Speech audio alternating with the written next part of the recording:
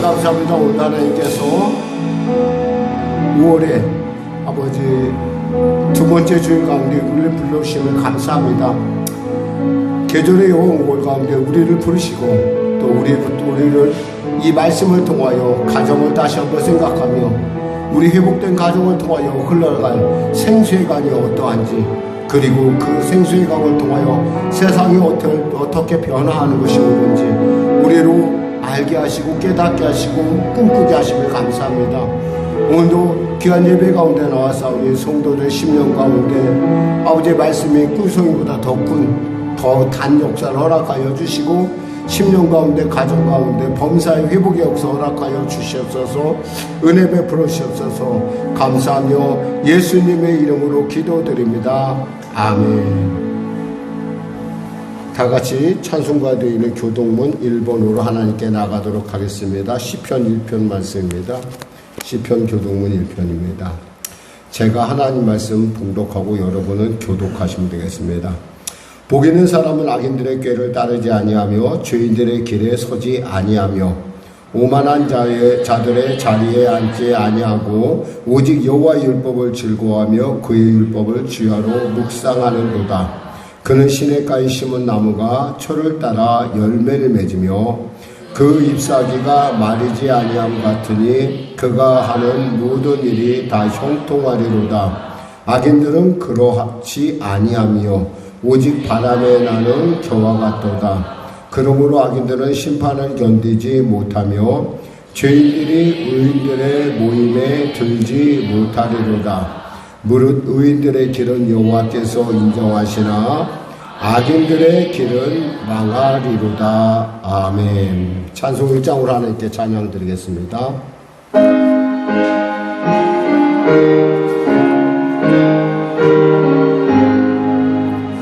만국의 근원 하나님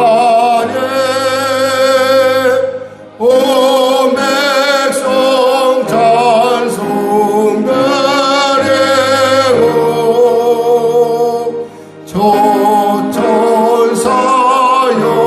찬송하세.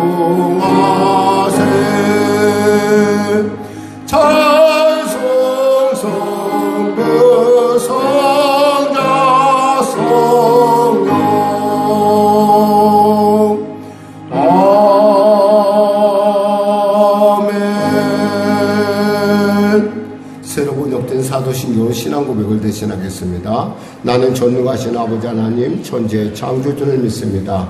나는 그의 유일하신 아들 우리 주 예수 그리스도를 믿습니다. 그는 성령으로 잉태되어 동명조 마리아에게서 나시고 본디오 빌라도에게 고난을 받아 십자가에 못 박혀 죽으시고 장사된 지 사흘 만에 죽은 자 가운데서 다시 살아나셨으며 하늘에 오르시어 전능하신 아버지 하나님 우편에 앉아 계시다가 거기로부터 살아있는 자와 죽은 자를 심판하러 오십니다. 나는 성령을 믿으며 거룩한 공교회와 성도의 교제와 죄를 용서받는 것과 몸의 부활과 영생을 믿습니다. 아멘. 다같이 자리에 앉으셔서 찬송가 559장으로 하나님께 찬양 드리겠습니다.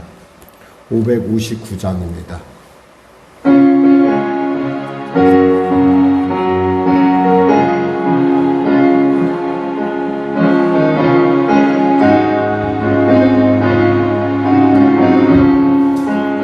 사절의 봄바람을 불고 하나님 아버지 모셨으니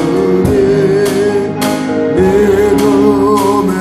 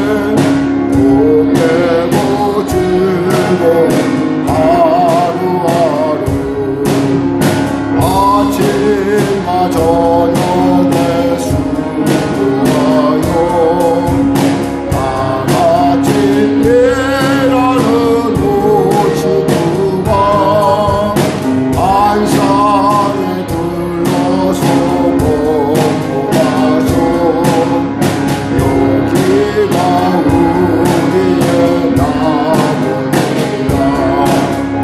고마워라 임마누엘 예수를 섬기는 우리. 고마워라 임마누엘 복되고 즐거운 하루하루. 오늘도 귀한 은혜 받기 위해서 우리 거룩한 주님 먼저 간절히 기도하겠습니다. 우리 기도하겠습니다. 주여 주여 주여. 하나님 아버지 감사합니다. 아버지 계절의 여왕인 5월의 두 번째 주를 맞았습니다.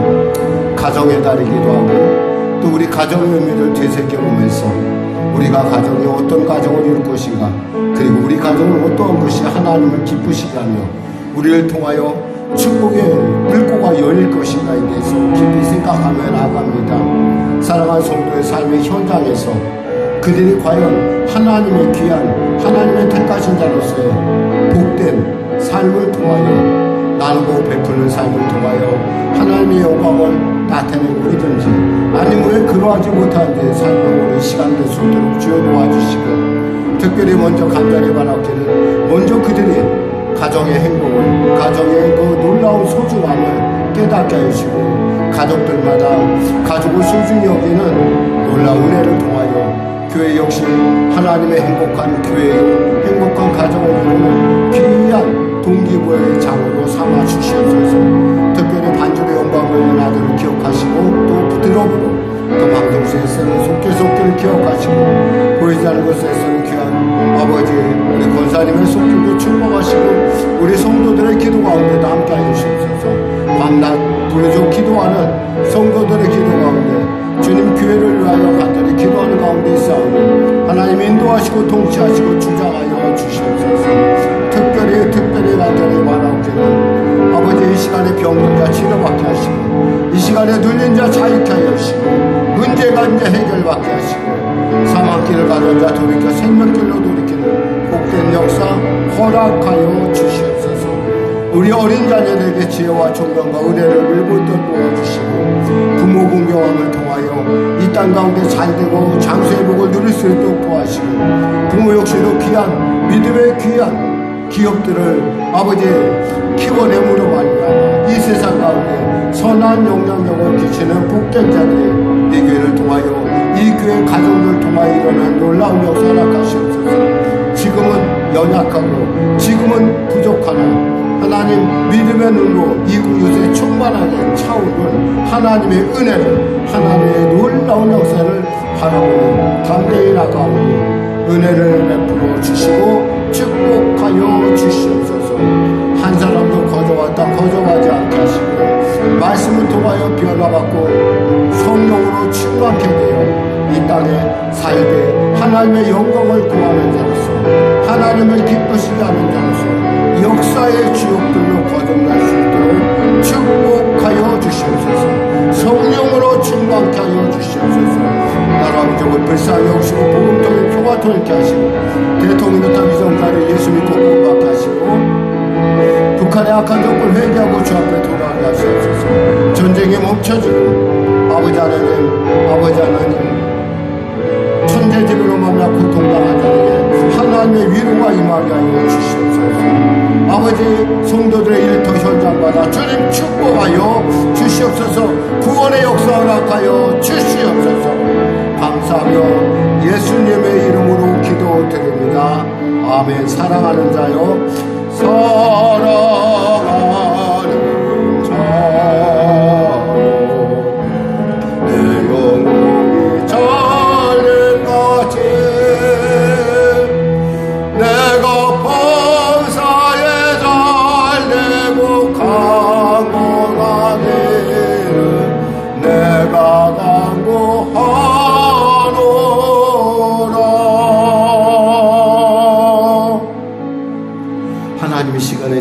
계시형을 우리에게 물문듯 부어주시사 주님의 그 은혜의 넓이와 높이와 길이와 깊이를 알아 그 놀라운 하나님의 은혜 안에서 이 땅 가운데 승리하는 자로서, 이 땅 가운데 믿음의 사람으로서, 이 땅 가운데 비전의 사람으로서 우리 성도들을 세워주시고 축복하여 주시옵소서. 특별히 가정을 때를 맞이하여 우리가 가정에 대한 말씀을 나눌 것입니다.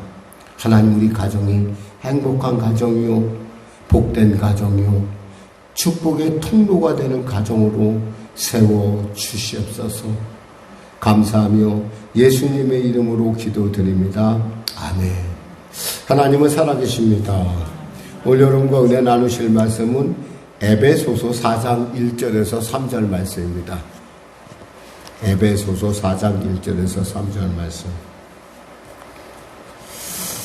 본문이 짧으니까 같이 합독하겠습니다. 에베소서 4장 1절에서 3절 말씀.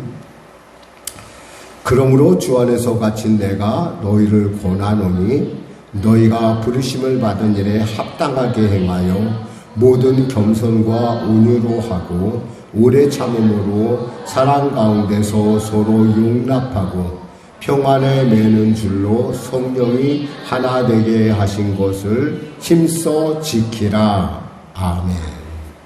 오늘 저는 본문 말씀을 중심으로 가족의 회복과 성장이란 두 번째 말씀 나누길 원합니다. 지난주에 우리는 가족의 그 본질의 회복에 대해서 은혜를 나눴죠. 하나님의 형상 가운데 형상을 딴 우리들이 하나님의 그 하나님을 우리 안에 회복함으로 말미암아 우리가 복된 존재인 것, 우리 가정이 얼마나 축복된 그 기관인 것을 우리가 은혜를 나눴습니다. 이번 시간에는 삶의 장에서 보여주는 복된 가정의 회복은 어떤 것인가라고 하는 이 제목으로 말씀 나누길 원합니다.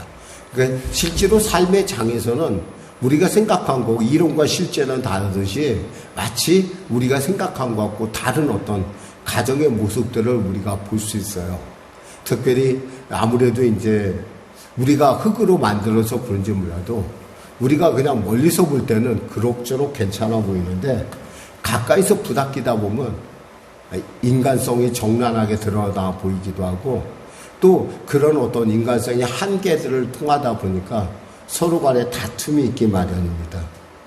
근데 그 다툼을 갖다가 우리가 그 이유로 해서 어떤 사람은 성격차다, 어떤 사람은 뭐 여러 가지 말이 좀 거칠다, 여러 가지 일들을 해서 혹여나 그 가족을 깨기도 하고 또 그러다 보니까 이혼율이 높은 것도 사실이랍니다. 근데 사실은 알고 보면 원래 인간이 원래 그렇습니다.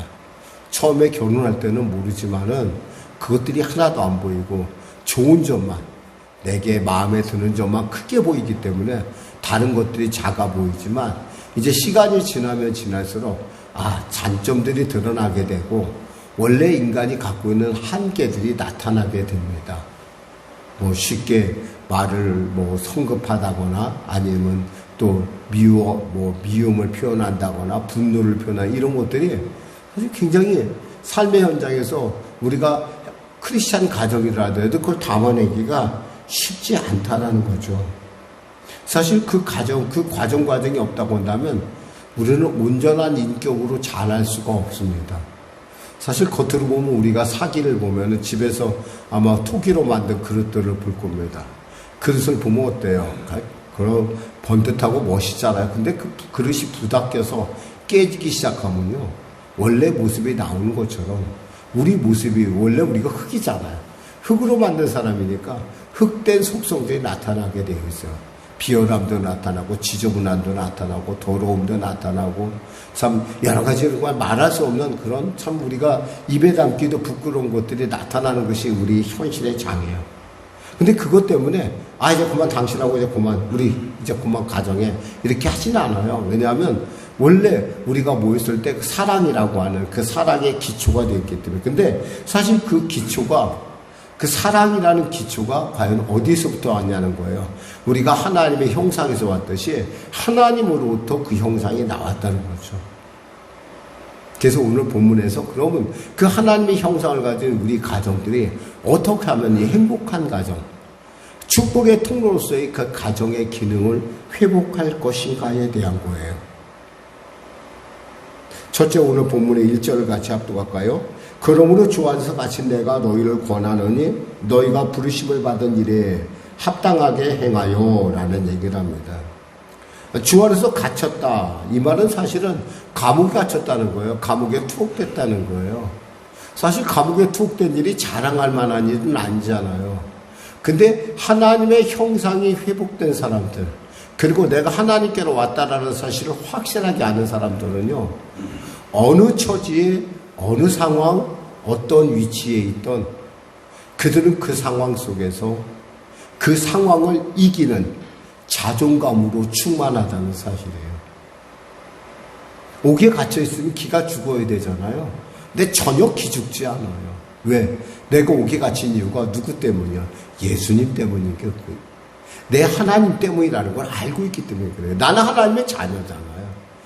이런 작은 자존감이 큰 사람은요, 사실은 이 자존감 회복이라는 게 얼마나 중요한지 모르는데, 이 자존감이 큰 사람은 어떠한 처지에 어떠한 형편에 갖다 놔도요, 절대 굴하지 않아요. 우리가 요즘 아침에 말씀을 나누는 에스겔서에서 보면 이스라엘 사람들이 70년간 바벨론에 가서 포로 생활합니다. 우리가 일제 36년 생활을 생각하면 그보다 2배 정도 되는 시간인데, 그 시간 가운데 그들이 그래도 그곳에서 이스라엘 백성이란 자존감을 지킬 수 있었던 것은 그들이 하나님의 택하신 백성이란 자존감이 똘똘 뭉쳐 있었기 때문에, 그들이 노예라 하더라도 나는 하나님의 백성이고, 그가 장관이라 하더라도 하나님의 백성이고, 그가 대통령이라도 나 하나님의 백성이라는 이 자존감이 그를 지켜주고, 그로 하여금 세상을 바라보는 다른 눈을 보게 한다는 거예요.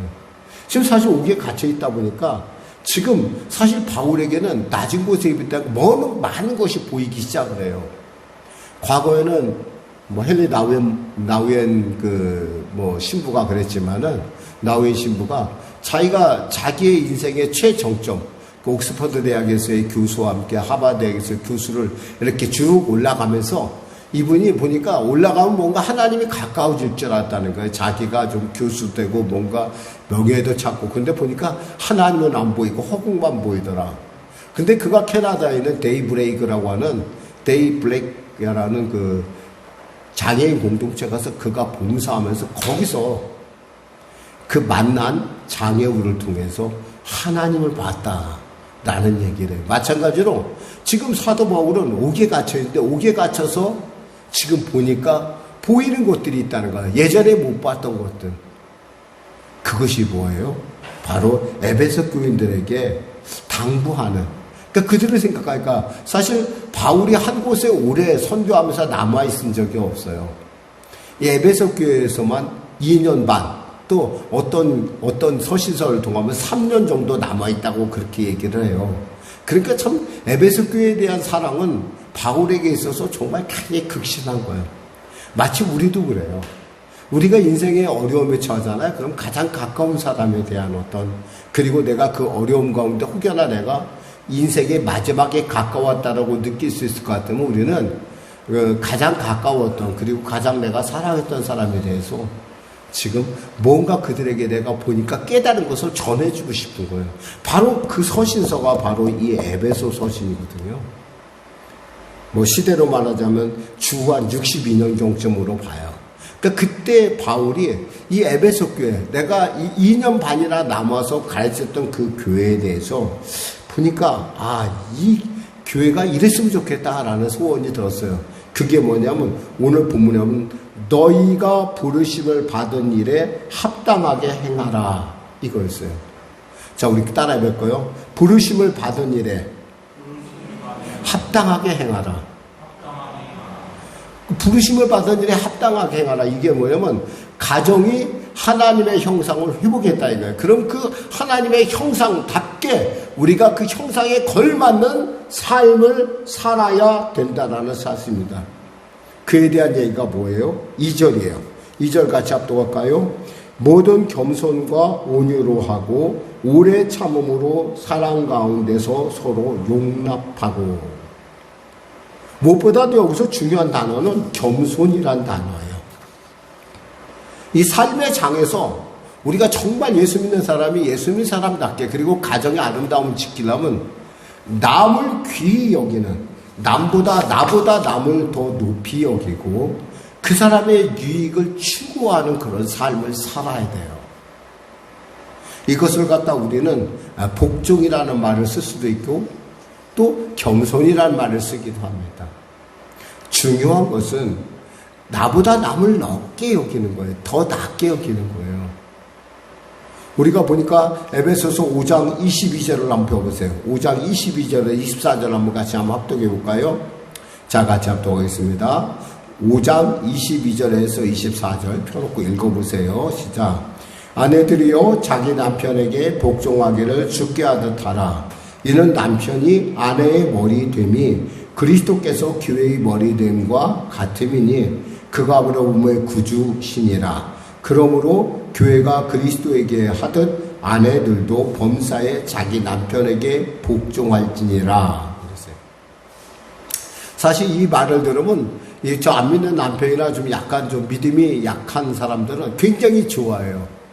하나님께서 이렇게 말씀하셨네. 나보고 복종하랬대. 그런데 이 말의 의미는 뭐냐면 단순히 복종의 의미를 이 겸손에서 출발했다는 거예요, 이것이. 나는 별로 복종할 만한 존재가 못 돼요. 리더십도 없고, 또 여러 모양으로 볼 때, 내 스스로 볼 때 참 뭔가 많이 부족해요. 나는 나를 좀 알죠, 비교죠. 물론 여러분이 뭐 다 아는 것은 아니겠지만, 우리가 예수 앞에 자꾸 말씀 앞에 서다 보면 내가 어떤 존재인지 알고 서로 삶의 장에서 부닥기다 보면 나의 정체를 나는 알아요. 내가 참 이렇게 치졸하고, 내가 참 이렇게 변덕스럽고, 내가 이렇게 참 멍청하구나. 이런 부분들이 얘기는 안 해서 그렇지 속으로 그냥 숨기고 있어서 그렇지 사실 다 알아요. 그것을 갖다 가끔 목사님이 또 말씀할 때마다 어떨 때 가끔 뜨끔뜨끔까지 해요. 왜냐하면 꼭 내 얘기하는 것 같거든. 그러니까 그런 것처럼 하나님께서 우리를 알고 있다라는 거예요. 근데 그 안에 나같이 이렇게 참 치사하고 이런 사람을 저 아내가 날 보고 복종을 한다라는 거, 이게 얼마나 기쁜 좋아요. 근데 그 안에는 뭐냐면, 그 복종 안에는 저 사람이 나를 높게 여겨서 나를 귀히 여겨주는구나. 그렇기 때문에 나도 그 남편 아내에 대해서 귀히 여기면, 그러니까 그 복종에 대해서 어떻게 받아면 너무 귀하게 받아들이는 거예요. 한번 생각해 보세요. 예수님께서 있잖아요. 예수님께서 머리됨 같이 그 예수님은 우리가 섬길 때 예수님께서 우리를 어떻게 받아서 우리가 복종할 때 예수님은 기특하게 여기시잖아요. 사랑하고 너무 기뻐하시잖아요. 그와 같은 거예요. 그것이 바로 겸손이라는 거예요. 나에게 너무 과분한 사랑과 관심, 기대. 사실 가끔 저는 제 집사람을 이렇게 보면서 집사람이 저에게 이렇게 끝까지 저를 신뢰하는 거 보면 어떨 때 되게 미안할 때가 있어요. 삶의 현장에서의 모습은 우리가 생각한 것하고 좀 다르거든요. 그림이 잘못, 이상하게 그 그림이 그렇게 아름답고 매끄럽지가 않아요. 거칠고 어쩔 땐 참 조악하기도 하고 어쩔 땐 좀 치사하기도 하고 어쩔 땐 참 그래요.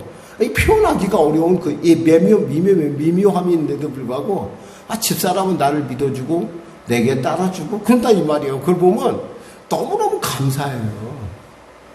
그러니까 그 사람은 내게 있어서 정말 큰 보아. 잠언서 말대로 아내를 잘 얻는 것은 있잖아요. 하나님이 주시는 거예요. 하나님의 분복이에요.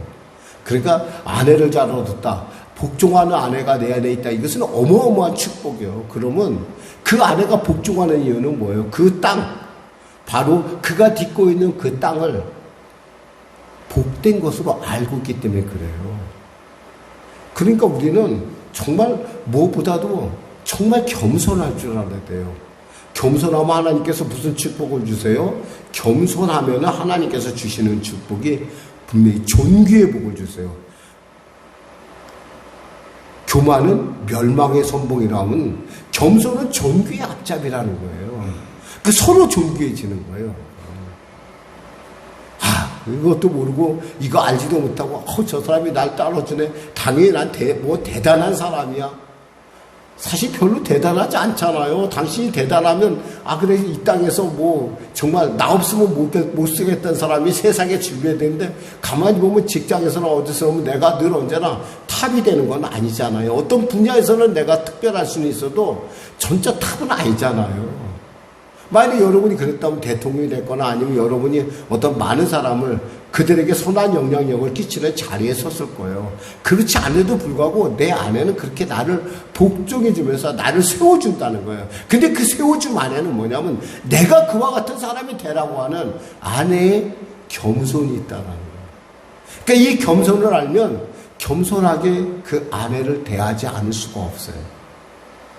여기서 또 두 번째 보니까 온유라는 말이 있어요. 온유. 이거 영어로 하면 젠틀맨 좋아하잖아요. 젠틀맨. 이 온유라는 말은 내적으로 자기 힘을 내세우지 않고 겸손한 마음의 자세를 말합니다. 그 온유는 힘이 없기 때문에 가만히 있는 것이 아니라 오히려 힘과 능력이 있지만 그것을 자기 유익을 위해서 남을 해치는데 함부로 사용하지 않는 사람이에요. 저는 가끔가다 이 남편들이 가끔 아내를 갖다 이렇게 구타하는 남편들이 있다는 얘기를 듣고 굉장히 속이 상해요. 아주 얼마나 힘쓸 데가 없으면 아내한테 힘을 쓸까? 참 바보 같다. 차라리 맞는 게 낫지. 아내한테 맞는 게 낫다니까. 맞으면 속은 편해요. 맞는 게. 때려봐. 어떡하려고 그래요. 무슨 일 큰일 날라고. 절대로 그런 일이 있어서도 안 되고 또 그런 생각도 해서는 안 돼요. 왜냐하면 나 하나 믿고 여기까지 왔는데 무슨 소리예요. 에베소서 5장 25절에 27절 같이 합독하겠습니다. 거기서요. 같이 합독하세요. 시작. 남편들아 아내 사랑하기를 그리스도께서 교회를 사랑하시고 그 교회를 위하여 자신을 주신같이 하라. 이는 곧 물로 씻어 말씀으로 깨끗하게 하사 거룩하게 하시고 자기 앞에 영광스러운 교회로 세우사 티나 주름이 없는 것이나 이런 것들이 없이 거룩하고 흠이 없게 하려 하심이라 그랬어요. 아내 사랑이 어떻게 되냐? 하나님께서 그리스도께서 교회를 사랑하는 것처럼 사랑하라는 거예요. 주장하지만 말지 말라는 거예요. 내가 분명히 힘이 셀 수도 있어요. 그러나 그 힘을 거기다 쓰는 게 아니라 그 힘은 세상에 나가서 쓰세요. 치사하게 집에서 그 아내들한테 이렇게 힘을 발휘하는 그런 어리석은 그러한 자리에 잘 쓰지 말라는 거예요. 이 온유라는 말이 그거예요. 예수님은요, 당신의 분노를 당신의 제자들에게 푸신 적이 없어요. 그래 제자들이 늘 언제나 예수님 입맛에 딱딱 맞았겠어요? 아니요, 안 맞은 것도 많았잖아요. 오직했으면 말도 안 되는 예수님께서 십자가 져야겠다 하니까 베드로 같은 사람은 예수님을 막 붙잡고 흔들면서 제발 그러면 안 돼요. 하나님 그러면 제 계획이 끝나요. 라고 할 정도로 심하게 굴었어도 예수님께서 이 베드로에 대해서 예수님께서 온유하게 대하시는 걸 볼 수가 있어요. 마찬가지예요. 우리가 하나님의 말씀을 갖고 사는 성령의 인도함을 받는 사람답게 아내에 대해서 있잖아요. 비록 자기가 힘은 있고 물론 그렇지만 사용하지 않고 차라리 받아들이는 내적으로 세우지 않고 겸손한 마음의 자세로 나갈 줄 알아야 돼요. 차라리 아내가 한 대 때리면 그 맞으면 아파 죽는 거 아니잖아요. 한 대 맞아요. 뭐가 잘났다고 그걸 갖다 아내를 매로 다스려야 되는 그런 헛된 말을 믿어요. 나를 보고 복종하는 그 아내를 내가 때려요? 때려야 더 말 잘 듣는다고? 그건 바보들이라는 짓이에요. 내 걸 아끼는 사람은요, 절대 내 거 금가게 기스나게 하지 않아요. 절대로. 세 번째 보니까 오래 참음이라는 얘기가 나와요. 뭐라고 아까 말씀했듯이 정말 오래 참음으로라는 말이 나오는데 오래 참음은 바로 사랑에서 출발해요. 이 오래 참음이라는 결코 포기하지 않는 것이며 타협하지 않고 오직 기다려줄 줄 아는 마음입니다. 기다릴 줄 아는 거예요. 여러분이 뭔가 뜻을 세웠으면 아내가 내 뜻을 가장 잘할 거야 라는 착각하지 마세요. 남편이 내가 이렇게 뜻을 세웠고 이렇게 얘기했으면 남편이 내가 100번 얘기했으면 좀 좀 알아듣겠지 착각하지 마세요. 정말 잘 못 알아들어요. 한쪽에서는 잔소리를 해갖고 한쪽으로서는 있잖아요. 저것도 무슨 짓을 하는 거야? 라고 하는 의아심으로 볼 수가 있다라는 거예요, 여러분. 그럴 때 여러분 있잖아요. 끝까지 기다려줄 줄 알아야 돼요. 나의 말에 수긍할 수 있을 때까지. 그 기다릴 줄 아는 게 바로 오래 참으며 기다릴 수 있는 이유는 뭐예요? 사랑이라는 낱말 때문에 그래요.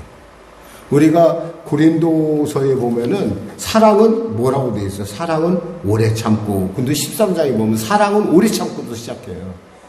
사랑하지 않으면 못 참아요. 사랑하니까 참는 거예요. 우리 아이들이 때에 따라 우리가 생각할 때 좀 막 너무 심하게 한다 해도 우리가 참는 것은 뭐예요? 사랑하니까 참는 거예요. 남편도 아내도 사랑하니까 참을 줄 알아야 돼요. 이 정말 가정에서 가장 중요한 것이 있다면 이 참아줌이에요. 참아줌. 그래서 28절에서 30절 같이 5장 28절 30절 같이 합독하겠습니다. 시작. 이와 같이 남편들도 자기 아내 사랑하기를 자기 자신과 같이 할지니 자기 아내를 사랑하는 자는 자기를 사랑하는 것이라. 누구든지 언제나 자기 육체를 미워하지 않고 오직 양육하여 보호하기를 그리스도께서 교회에게 함과 같이 하나니 우리는 그 몸의 지체입니다. 여러분 있잖아요. 나를 사랑하는 거 있잖아요. 제일 좋은 방법은 아내를 사랑하는 거예요. 그리고 아내가 자기를 사랑하는 가장 좋은 방법은 남편을 사랑하는 거예요. 그러니까 참아줘야 돼요, 여러분. 이해할 때까지. 언제까지 목사님? 뭐 어떡하겠어요? 이해할 때까지 참아주는 거예요. 목사님, 그러다가 목사님 죽으면 어떡해요? 그러다 끝나고 나면 너무 억울하잖아요. 아니에요. 천국 가서 또 만날 텐데 뭐.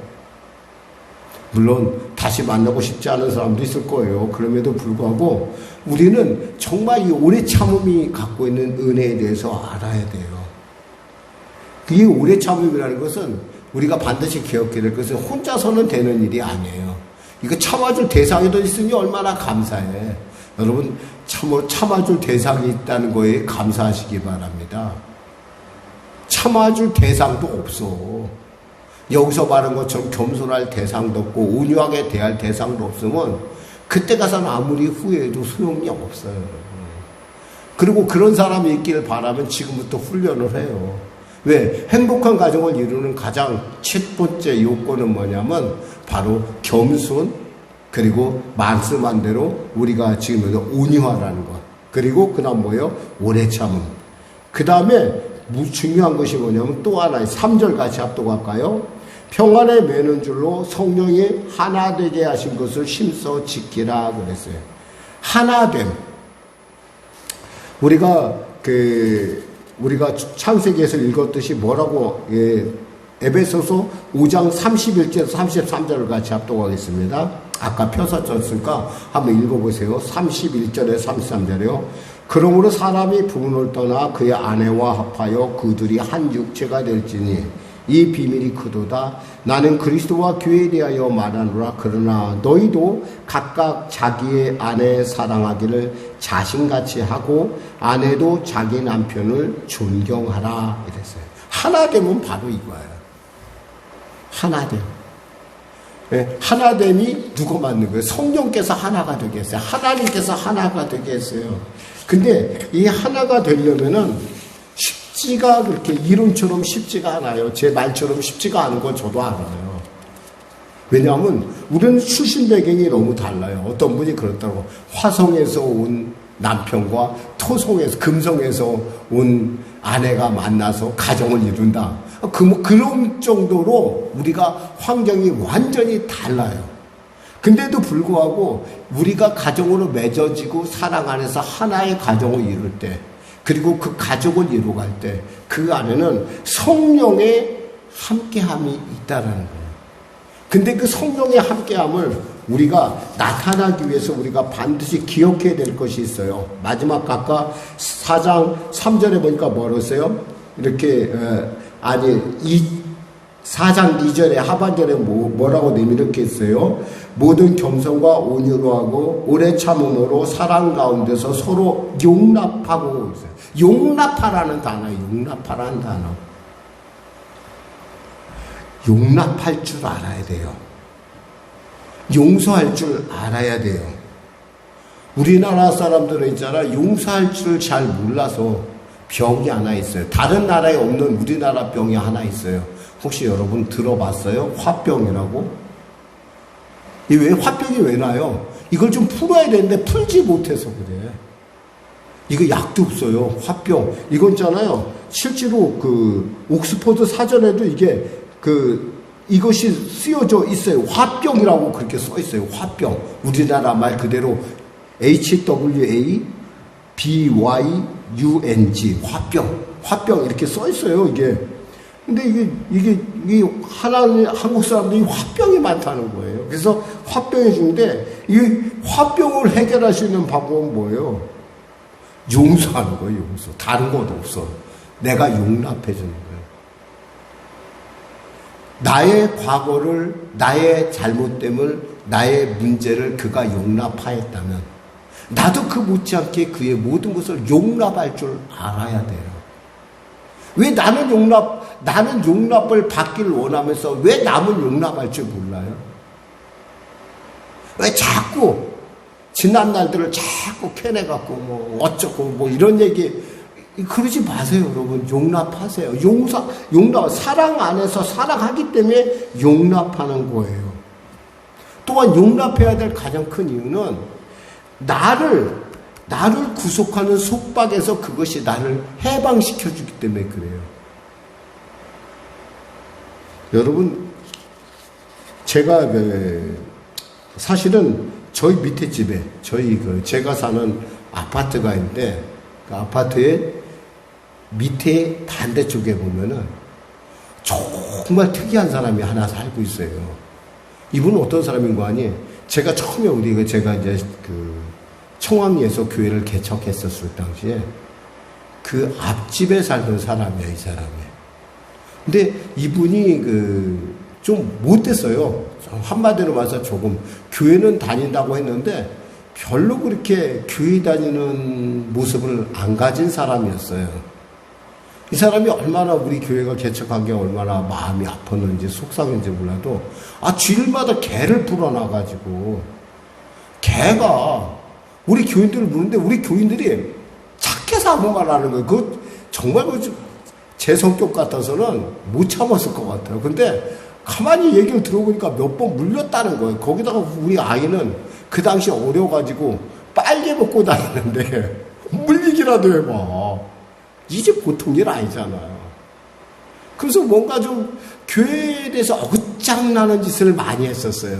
그 사람이 그렇게 한 이유를 제가 알긴 알아요. 뭐냐면 나를 괴롭혀서라도 자기가 원래 맹지 속에 있는 땅을 조금 갖고 있었어요. 우리 교회 안에 들어있는 땅이에요. 그러니까 알박기를 한 거죠. 한마디로 말하면. 그때 몰랐어요. 시골이 그렇게 무서운 곳인지 제가 개척하면서 배웠어요. 시골은 참 쉽지 않은 곳이구나. 시골 사람들이 좀 착하고 그런 줄 알았는데 별로 착하지 않구나라는 걸 그분한테 배웠어요. 근데 그분이 그러면서 그분하고 이제 좀 헤어졌다 싶었었어요. 저희가 이제 교회가 이쪽으로 나오고 뭐 이러면서 헤어졌다 싶었는데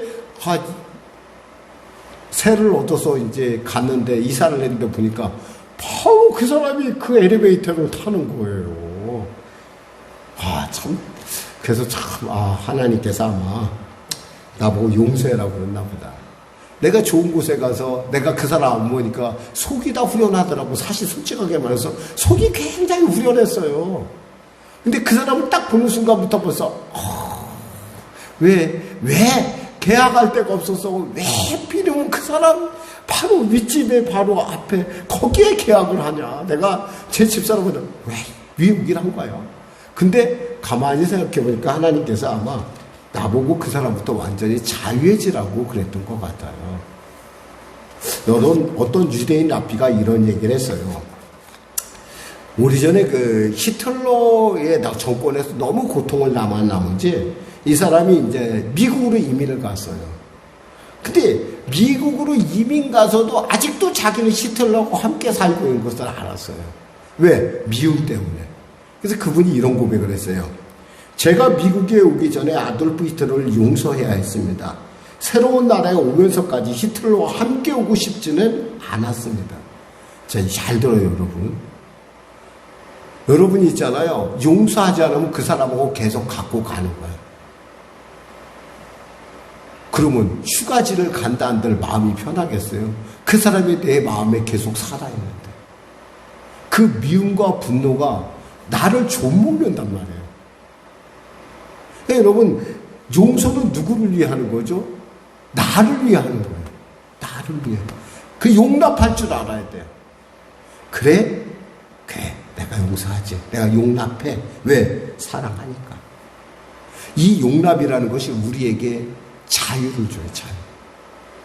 이게 지금은 그 사람하고 별로 그런 저희가 없어요. 보니까 또 몸이 아팠는지 몸도 별로 안 좋고 그러시더라고요. 한 번은 제가 엎어졌길래 제가 한번 일으켜줬어요. 근데 일으켜줬는데 그분이 난지를 잘 모르는 것 같더라고. 왜냐하면 당뇨가 심해갖고 좀 그렇더라고요. 그래서 참. 근데 물론 제 마음속에 목사님 그럼 그거에 대해서 전혀 이렇게 조금이라도 남은 게 없습니까? 있는 것 같아요. 왜냐하면 있잖아요. 가능하면 그 사람하고 엘리베이터 안 타려고 노력을 많이 해요. 제가 지금도 은근히 보면은 가면 제 마음속에 아직도 그 사람에 대한 응어리가 남아있는 것 같아요. 거기다 또 그 사람 부인은 어떻게 그렇게 잘 알고 제 눈이 좀 굉장히 특이한 모양이에요. 내가 마스크를 썼는데도 불구하고 나를 딱 알아봐, 이 사람은. 목사님 그러는 거예요. 그래서 속으로 사실은, 참 별로 안 만나고 싶은데, 참 그렇구나. 그래서 제가 속으로 하면서 빨리 이 사람을 잊어야 된다. 내가 이 사람을 용서해야지. 내가 용서해야지. 그러니까 참 못되게 오랫동안, 제가 개척하는 처음에 초창기 한 5년 정도, IMF 때 개척을 했으니까 얼마나 오랫동안 같이 있었겠어요. 너무너무 같이 있다가 제가 탈출을 했어요. 탈출해갖고서 나왔다 싶었는데 보니까 그게 아니었다 이 말이에요. 그러니까 여러분 용서하시기 바랍니다. 또한 용서해야 될 가장 큰 이유는 이 악순환을 끊어낼 수가 있다는 거예요. 악순환. 다른 곳은 끊어지지가 않아요. 갈라디아서 5장 15절이에요. 만일 서로 물고 먹으면 피차 멸망할까 조심하라.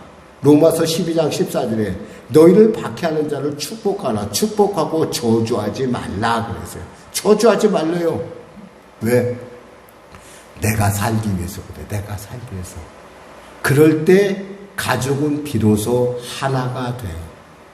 용납할 때. 지금 남 얘기하도 되는데 그 사람이 바로 내 남편이 될 수 있고 그 사람이 내 아내가 될 수 있어요. 그런 사람이 내 아내라고 생각해봐요.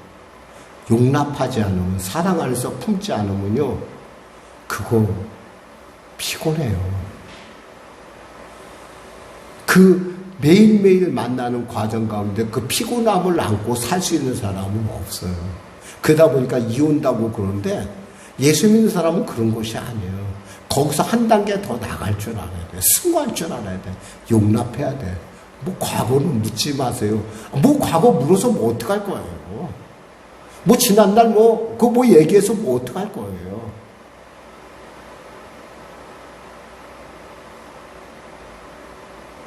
왜? 하나가 돼야 되거든요. 주님께서 뭐랬어요? 하나가 될 때 거기서 축복의 물고가 흐르기 시작해요. 에스겔 성전에서 물이 스며 나오는 것 같은 생수가 나오기 시작을 해요. 그 과정에서. 부부가 서로 사랑하고, 부부가 서로 용납하고, 부부가 서로 겸손하고, 부부가 서로 용납하고, 오래 참고, 이럴 때 어떻게 돼요? 아이들이 거기서요, 선한 영향력 가운데서 살아가는 거예요. 만일에 여러분이 맨날 만나면 싸움이나 했었고, 맨날 그냥 혼이나 나고 이런 것만 보여주면 아이들이 잘못하면 남성이나 여성에 대해서 잘못된 인식을 품을 수가 있어요. 아, 결혼하면 나는 절대 결혼하지 말아야겠구나, 이런 생각을 가질 수도 있다는 거예요. 자, 뭐 우리 정리해 볼까요, 그럼? 자, 행복한 가정에 두 번째 가장 중요한 이 내적 가치, 기초는 뭐냐면 바로 이거예요. 아까 얘기했지만 겸손합시다. 따라하세요. 겸손합시다. 온유합시다. 오래 참읍시다. 용납합시다. 여러분 이 말 꼭 기억하세요. 그럼 여러분의 가정에서 생수가 넘치기 시작해요. 그 생수의 덕을 누가 보느냐? 아이들이 제일 먼저 맛보고요. 그 다음부터 그 아이들이 행복한 가정에서 자란 아이들은 다른 아이들한테 선한 영향력을 끼칩니다. 여러분 역시도 집에 오면은 완전한 평안을 누릴 수가 있어요. 집에 왔는데도 불구하고 저 왼수 이렇게 하는 것이 아니라 내 사랑하는 뼈 중에 뼈요 살 중에 살이로구나. 내가 저 사람 만나서 내가 이렇게 여기까지 이르렀지. 여러분이 감동이에요. 나는 저 남편 만나졌으면 내가 어떻게 살았을까? 저 사람 만나니까 내가 든든해. 참 내가 기뻐. 여러분 이런 가정을 이루어야 돼요. 이런 가정을 이루어야지만 여러분의 가정을 보고 다른 사람들이 보고 나도 결혼해야겠다라는 생각을 가져요. 나도 가정을 이루어야겠구나. 나도 저 사람처럼 이렇게 가정을 이루고 예수님 안에서 그 생수가 흘러넘치는 가정이 되어야겠구나. 할렐루야. 기도하겠습니다. 하나님 아버지 감사합니다. 우리가 이와 같은 일을 우리 스스로 노력하기에는 우리 너무나 완악합니다. 성령님 내 안에 주장하셔서 내 안에서 나를 통치하셔서 주님이 원하시는 겸손, 주님이 원하시는 온유함, 주님의 분량에 맞는 오래 참음과 용납함을 가지고 아름다운 우리의 가정 이루어갈 수 있도록, 우리 가족 이루어갈 수 있도록 축복하여 주시옵소서. 예수님의 이름으로 기도드립니다. 아멘. 우리 말씀 생각하고 찬양하고 기도하겠습니다. 찬송가 552장입니다.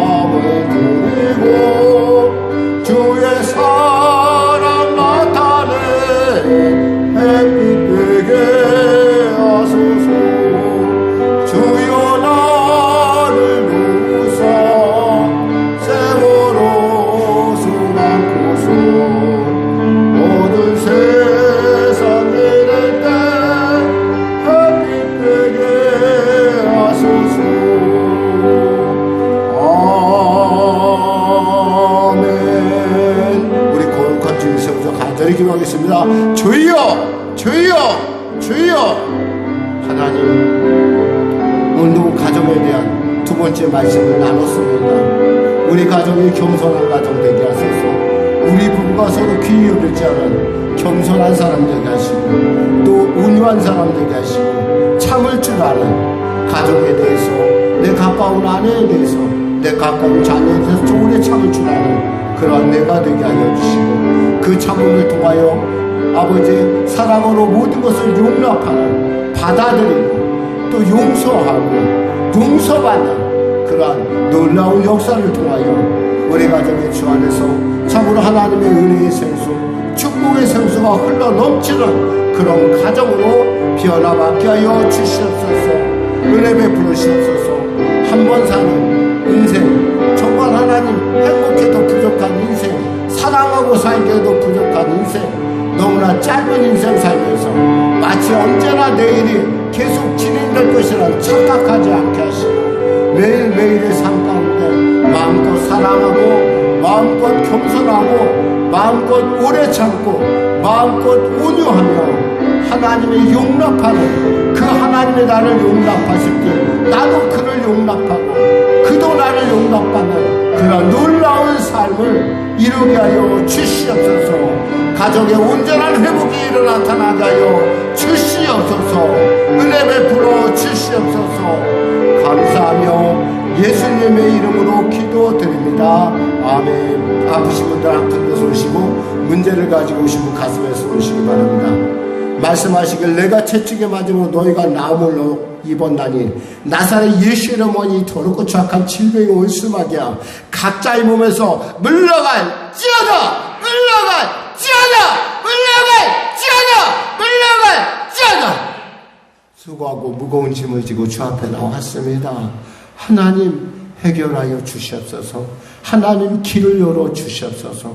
하나님 응답하여 주시옵소서. 하나님 용서받게 하시고, 하나님 용서하게 하여 주시고, 하나님 용납하게 은혜를 베풀어 주시옵소서. 성령 충만으로 허락하여 주시옵소서. 또한 아버지 하나님, 성도들에게 간절한 기도의 제목을 나갑니다. 눌린 자 있습니까? 자유케 하여 주시옵소서. 과거로부터 혹여나 앞으로 미래에 대한 공포 때문에 눌린 자 있으면 자유케 하여 주시고, 그 또한 지나가리라, 은혜 안에서 합력하여 선을 이루라고 하는 그런 귀한 믿음으로 반드시 승리케 하여 주시옵소서. 예수님의 이름으로 축복하며 기도드립니다. 아멘. 우리 다 같이 일어나서서 찬송가 633장으로 드리면서 하나님께 예물 드리겠습니다. 나의 하나님 받으소서.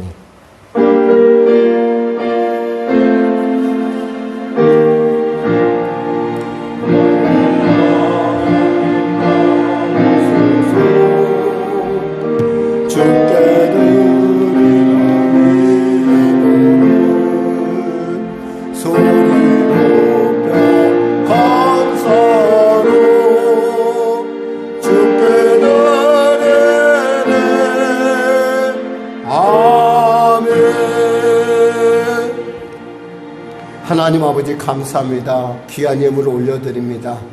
감사에 더 큰 감사를, 선교의 작전 가운데 삶의 지경이 확장되는 은혜를, 건축작전 가운데 장막의 복을, 나가 여결에 하나 구별해드리는 그 가정과 일터 가운데 하나님의 기업 삼으시고, 혹여나 그 기업을 허무는 작은 여우를 주님께서